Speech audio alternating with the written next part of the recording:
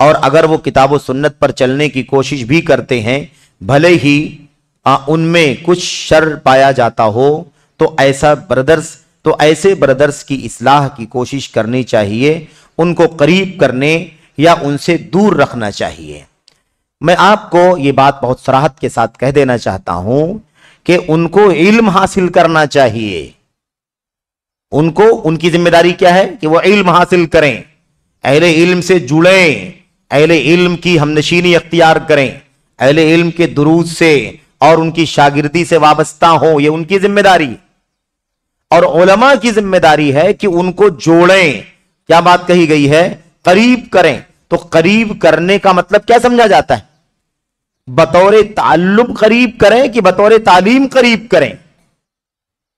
سیکھنے کے لیے قریب کریں کہ اسٹیج اور میدان فراہم کرنے کے لیے قریب کریں؟ اسٹیج اور میدان سیکھنے کے لیے نہیں ہے، سکھانے کے لیے ہے۔ تو ان کے یہاں اگر کچھ شر فساد اور کمی پائی جاتی ہے تو اس کو سیکھ کر کے دور کریں گے، یا میدان خطابت پر، میدان تدریس پر آ کر کے دور کریں گے اسے۔ بالکل صحیح بات ہے، قریب کرنا چاہیے، قریب کر کے یا ان سے دور رہنا چاہیے میرے بھائیوں، یعنی قریب کرنا چاہیے کہ ان کو دور کرنا چاہیے، بالکل قریب کرنا چاہیے، دور نہیں کرنا چاہیے، قریب کرنا چاہیے، دور نہیں کرنا چاہیے۔ جن لوگوں کے پاس معلومات ہے، علم ہے، اور اس سنت سے محبت رکھتے ہیں، منہج سلف سے محبت رکھتے ہیں، لیکن کمیاں ہیں علم کی کمیاں ہیں، فساد ہے، خلل ہے، یا کچھ شر ہے جیسا کہ کہا گیا، یقیناً ایسے لوگوں کو قریب کرنا چاہیے۔ لیکن قریب کرنے کا مطلب یہ نہیں ہے کہ ان کو اسٹیج اور ڈائز دینا چاہیے، مدرسے مسند تدریس دینا چاہیے کہ بھئی اس کو سمجھا جائے کہ یہ قریب کرنا ہے۔ یہ قریب کرنا نہیں ہے، یہ قبل از وقت ہے۔ جب اس کے ہاں خلل ہے، کمی ہے، شر ہے، فساد ہے، گرچہ اس کو دین سے سنت سے محبت ہے، تو اس کمی کو دور کرنے کے لیے اسے قریب کرنا چاہیے، اور اس کو خود قریب ہونا چاہیے علماء سے۔ وہ قریب ہو تاکہ کمی دور ہو جائے، شر دور ہو جائے، جو خلل ہے، علم کی کمزوری ہے، وہ دور ہو جائے۔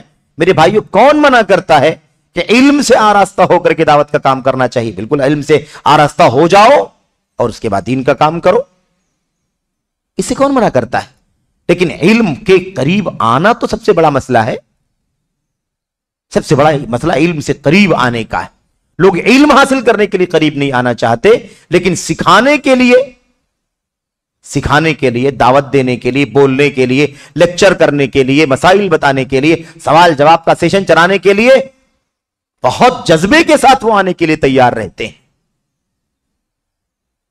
صاف بات ہے، سوال میں خود لکھا ہوا ہے کہ کچھ بردرز ہیں جن کے پاس معلومات ہے اور وہ کام بھی کر رہے ہیں، لیکن ان کے ہاں کچھ شر ہے، کمی ہے، گرچہ کہ ان کو علم سے اور دعوت سے محبت ہے، تو کیا ان کو قریب کرنا چاہیے کہ دور کرنا چاہیے؟ بالکل قریب کرنا چاہیے، ان کو قریب ہونا چاہیے، لیکن علم حاصل کرنے کے لیے قریب ہونا چاہیے، اور ہمیں ان کو علم حاصل کرنے کے لیے قریب کرنا چاہیے۔ آئے نا، صلاح عام ہے آپ کے لیے، آؤ علم حاصل کرو، کون منع کرتا ہے آپ کو؟ استقبال ہے آپ کا۔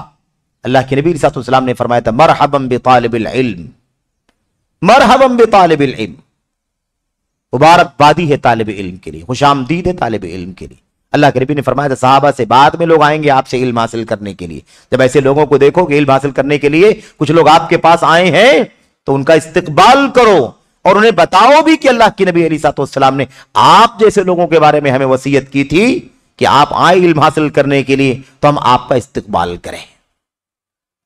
مسئلہ اس کا ہے ہی نہیں، جھگڑا اس کا ہے ہی نہیں میرے بھائیوں۔ علم حاصل کرنے کے لیے آنے سے کون روکتا ہے؟ کون قریب نہیں کرتا ہے؟ کون قریب ہونا چاہتا ہے؟ یہ سب سے بڑا مسئلہ ہے، یہ بہت بنیادی مسئلہ، اسے ہمیں جاننے کی ضرورت ہے۔ اس کے بعد آخری ایک مسئلہ اور ہے، اختصار کے ساتھ میں ذکر کر دوں۔ اگر منہج میں کوئی اہل حدیث ہو اور اگر ان سے کوئی بڑی غلطی بھی ہو جائے تو فوراً سوشل میڈیا میں آ کر اس کے خلاف رد کرنا چاہیے، یا اس سے مل کر اس کو سمجھانے کی کوشش کرنی چاہیے۔ مثال کے طور پر شیخ عبدالعظیم کا اسٹیج شیئر کرنا وغیرہ، اور سلف کا اس سلسلے میں کیا منہج رہا ہے؟ اس بارے میں بات ہوئی ہے اس سے پہلے، لیکن پھر میں یہاں دوبارہ یہ سوال آیا ہے آج کی سیشن میں، تو میں اس کا مختصر طور پر ہی اشارہ کرتے ہوئے جواب دینا مناسب سمجھتا ہوں۔ دیکھیے، ایک بات اچھی طرح سے جان لیں کہ اس میں کیا لکھا ہوا ہے. اگر